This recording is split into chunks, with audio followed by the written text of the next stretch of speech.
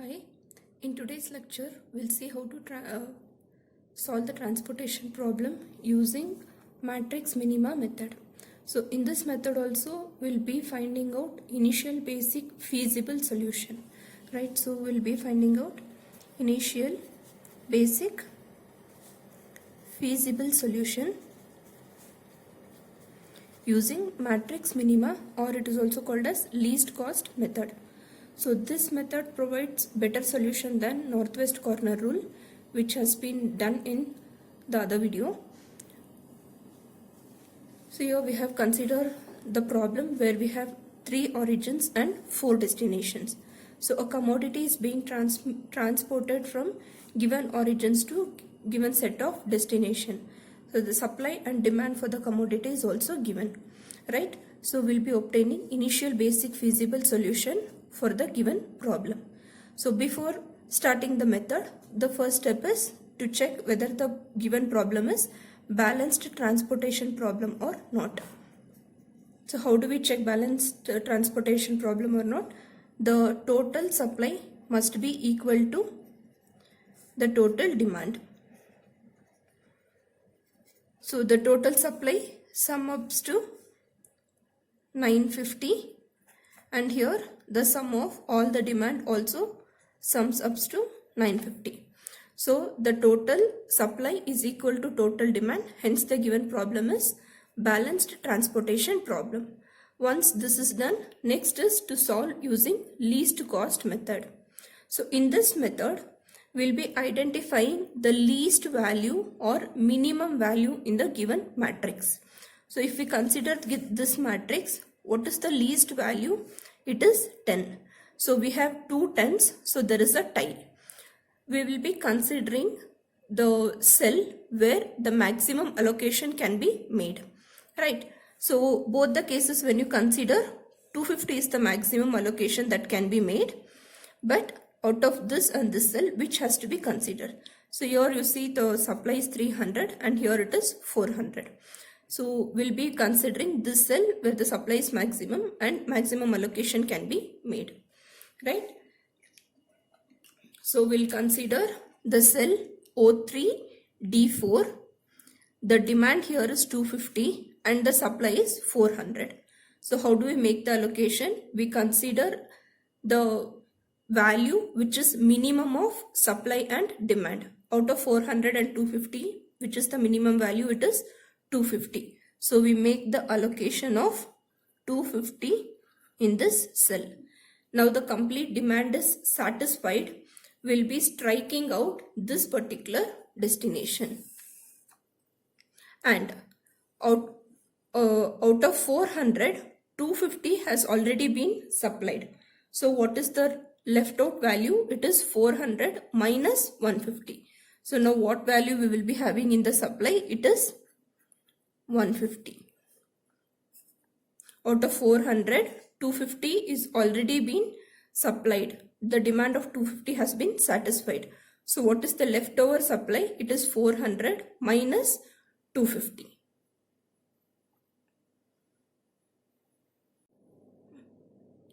Which is the next least element that is present in the matrix. So we will no more consider the striked out column. The next least element that is present is 11. So for this cell, we identify the corresponding supply and the demand. So the supply is 250, demand is 200. Out of these two, which is the minimum value, it is 200. So we make the allocation of 200 for this cell. That means out of 250, 200 demand can be satisfied. So now once we make the allocation, we strike out this destination indicating the demand for this is already satisfied. Now out of 250, 200 is already supplied. So what is the left out supply here? It is 50. Now among the leftover elements, we identify the next minimum element. Which is the next minimum element? Again we have 2 13s here and here. So if we consider this, we can make the allocation of 50 if we consider this, we can make the allocation of 150, right? So in this cell, we see the supply and the demand. Out of this, which is minimum 50. But here you see the supply and demand. Supply is 150, demand is 275. Now out of 50 and 150, which is maximum allocation has to be done, right? So we consider this particular cell and make the allocation. So out of 150 and 275, 150 allocation can be made. Now once this allocation is made, this row will be striked out and 150 will be subtracted from 275. So now what we will have? 275 minus 150, that is 125. Right? Now next, which is the next least cell? Again we have 13. So we consider this cell. See the corresponding supply and demand. 50 is the supply, 225 is the demand. Out of 50 and 225, which is minimum, 50 is minimum. So we make the allocation of 50 in this particular cell.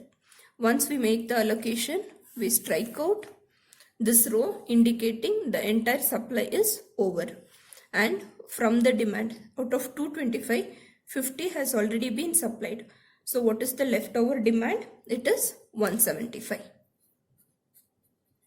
It is 225 minus 50. Why minus 50? Out of 225, 50 supply has already been made. So the leftover demand will be 175. Now, so we have only two cells left out, 18 and 14. Out of these two, which is minimum? 14 is minimum. So in the corresponding row and the column, we have the supply of 300 and the demand of 125, which is minimum. 125 is minimum. So we make the allocation of 125. Once we make the allocation, we strike out this demand indicating that the demand for this destination is done. There is no more demand left out, right? And from 300 will be subtracting 125, right? So what is the value? 175, right? That means out of 300, 125 demand has been satisfied. So what is the leftover supply? It is 175. Now here we have only one cell that is left out.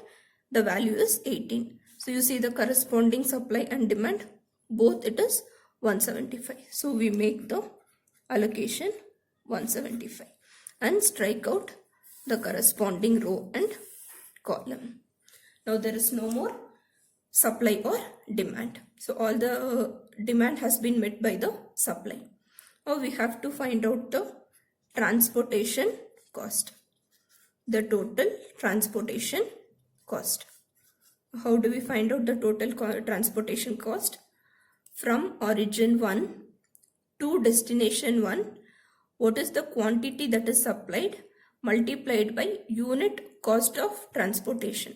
That means for 1 unit of commodity to be transported from origin 1 to destination 1, the cost is 11. How many such commodities we are transporting? 200 units of commodity. So from origin 1 to destination 1, 200 commodities we are transporting. Each of the transportation cost for each unit is 11. So the total cost is 200 into 11. From origin 1 to destination 2, we are transporting 50 commodities. 50 units of a commodity. Each unit costs 13 rupees or 13. And from origin 2 to destination 2, it is 175 into 18. And origin 2 to destination 3, it is 125 into 14. Next, origin 3 to destination 3, it is 150 into 13. And origin 3 to destination 4, it is 250 into 10. So once we sum up all this, we will get the total transportation cost. Okay, so this is